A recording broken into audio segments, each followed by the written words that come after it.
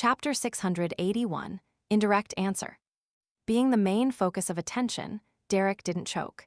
He eagerly said, "I've recently been in an exploration team led by the chief to Afternoon Town. It's a key gateway that leads to the giant king's court.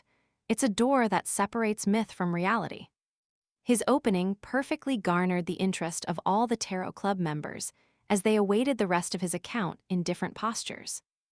Derek skipped the unimportant experiences that they had during the journey, and he directly started his story from Afternoon Town. He first described the dead silence and darkness before how his three-member team discovered an underground altar. He then described how he identified the names, Ouroboros, Medici, and Sasrir, and entered another side of the town without realizing it. There, he saw the titles such as Dark Angel and the words Rose Redemption. Having said that, he thanked Mr. Fool once again for his help from the predicament. Then, Derek simply introduced the monsters that transformed from their shadows, before emphasizing the ecclesiastic, who was in constant penitence in the half-collapsed cathedral. He used his own words to describe what was said, mentioning that the ecclesiastic suddenly self-destructed when he was about to say the name of the fourth king of angels and was burnt to a crisp by a transparent flame. Another king of angels, and the mood in Afternoon Town is really dark and scary. The ecclesiastic's penitence has a a feel of a prophet predicting a calamity. Audrey listened in relish as she had her interest about the blank line and unspeakable name piqued. At this moment, Derek turned his body and looked at the end of the bronze table, sincerely asking, "Mr. Fool, who was it that tempted Dark Angel Sasrir? Who does the fourth name refer to? Why can't it be said?" "Here it comes." Behind the gray fog, Klein's smile nearly froze.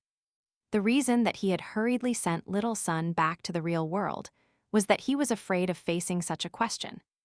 Back then, he was worried that Little Sun would inquire about Dark Angel Sasrir, and now he was facing a question he didn't know the answer to.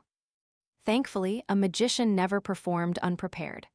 After that day, Klein undoubtedly began to seriously consider how to answer such questions.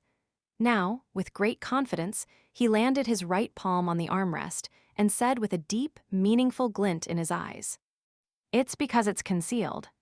He used his eyes and body language to hint to the Tarot Club members that concealment wasn't to be taken at face level, and it had a deeper, more substantial meaning. As for what it was, they had to figure it out themselves. Deities had deep reasons to conceal certain matters. After finishing this series of actions, Klein couldn't help but feel penitent. He felt that his charlatan vibes were increasing. Meanwhile, he felt regret that the hermit's prying into his secrets was a result of his temptations. This was because Mr. Fool would use his eyes and body language to provide additional hints. Therefore, all the members would subconsciously observe his attitude. "That's because I have no solutions. Without doing this, how am I supposed to continue the act? It's not like I'm a real evil god." Klein sighed silently. "Secret, the name itself is a secret. The content which Mr. Fool wishes to point out is in here. Which names are concealed? True gods at sequence 0. Alger instantly thought of many things as he came up with a theory, by combining many of the matters which Little Sun had previously mentioned. When a name itself becomes concealed, it means that the matter involves a true god.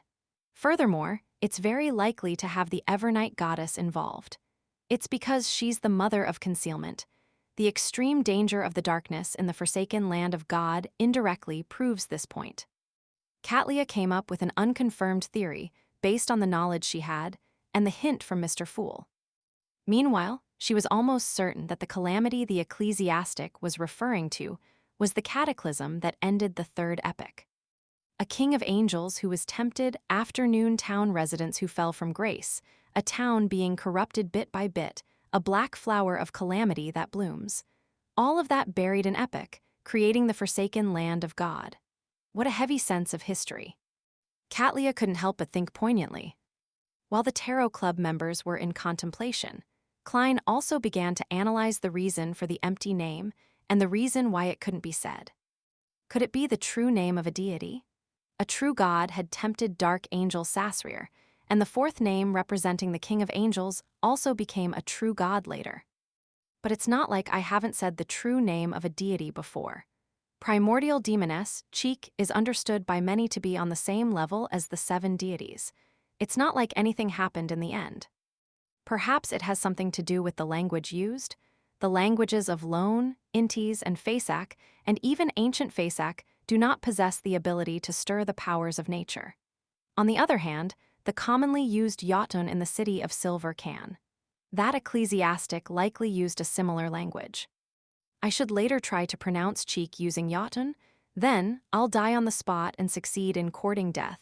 Forget it. Besides, having a blank name and an unspeakable name means different things. I've no idea why. At this moment, seeing how Little Sun was still in a confused daze without understanding Mr. Fool's meaningful hint, Alger volunteered to give an explanation.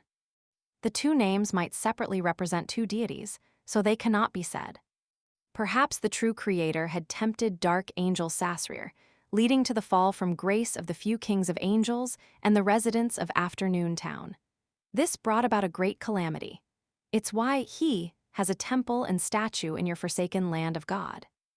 The 4th name that corresponds to a king of angels might have benefited greatly from the calamity and succeeded in advancing to become a true god. This is similar to my guess, but they can't be confirmed. Katlia didn't supplement, as she didn't believe that their theories were facts. Audrey, Fors, and Emlyn listened attentively, as they couldn't help but feel poignant that the Tarot Club often made things appear especially high-end when discussing such matters. Things like kings of angels, evil gods and real gods, or ancient secrets all depended on a single word. Is that so? I get it. Derek came to a realization as he earnestly thanked Mr. Fool once again. Just as he was about to turn around, he suddenly recalled something and worriedly asked, "Mr. Fool, is the crux to leaving the forsaken land of God really in the Giant King's court?" After all this time, he had already accepted Mr. Hanged Man's take that the region where the city of Silver was located was known as the forsaken land of God. That's what I believe, but the problem is that I'm unable to confirm it. To not search for the sea and switch to exploring the Giant King's court was likely Shepherd Lovia's suggestion. This can partially verify my theory, but it cannot eliminate the possibility that it's a conspiracy. The Fool Klein's smile nearly froze again. His thoughts raced as he quickly thought of a solution that didn't need him to give a direct answer without tarnishing Mr. Fool's reputation. He immediately gave a relaxed chuckle, turned his head at the hermit Katlia. Speaking of this matter, Bernadette already knows the method for entering the forsaken land of God. Katlia immediately recalled her vague memories of the dream and subconsciously looked at the end of the bronze table. It's that projection. Before she finished speaking, she suddenly realized that she was sizing up Mr. Fool again. She hurriedly closed her eyes and said, "My eye of mystery prying is instinctive. It can only be enhanced and not be deactivated. I need to rely on a mystical item to seal it. But it doesn't exist here." "Is that so?" Klein nodded gently. "You can conjure a pair of glasses." "Yes, Mr. Fool." Katlia followed the instructions and conjured a pair of glasses. During this process, Klein stirred a minute amount of the power above the gray fog and infused them into the pair of glasses. By the time Katlia wore them, she discovered that her eye of mystery prying had been sealed as she had expected. It was only at this point that Fors and company realized that Ma'am Hermit's eyes were extremely special. It had something to do with the prying of mysteries, and it didn't need to be activated to use it. It's no wonder we didn't notice it. Ma'am Hermit was severely injured because of her attempt to pry into the mysteries of Mr. Fool. Audrey moved her lips in enlightenment, having one of her questions answered. As for Alger, who recalled how the hermit had previously sized him up and how he had been wearing the clergy clothes of the Church of Storms, his face nearly darkened. Klein didn't wait for the members to calm down. He chuckled and replied to Katlia's previous question. "It's that projection. The projection of the Giant King's court." "So it's the projection of the Giant King's court," Katlia muttered in pleasant surprise. Then her mind went adrift as she thought. She likely also knows this answer. Derek spent a few seconds to digest the conversation between Ma'am Hermit and Mr. Fool and he vaguely came to a realization. The key to entering the forsaken land of God had to do with the projection of the giant king's court. Therefore, the crux to leaving the forsaken land of God is really in the giant king's court. Derek's heart palpitated as he bowed his head in excitement. "Thank you for your answer, Mr. Fool." "Phew." Klein silently heaved a sigh of relief. He felt that such a situation was extremely draining on his brain. Alger kept his emotions in check as he looked around before looking at the hermit. Where's the projection of the giant king's court? He didn't dare ask Mr. Fool, as his question about the forsaken land of God had previously been rejected. Katlia answered frankly, in the waters on the easternmost front of the Sanya Sea, in the dream of the night time there. I happen to wish to share with all of you what I encountered this time.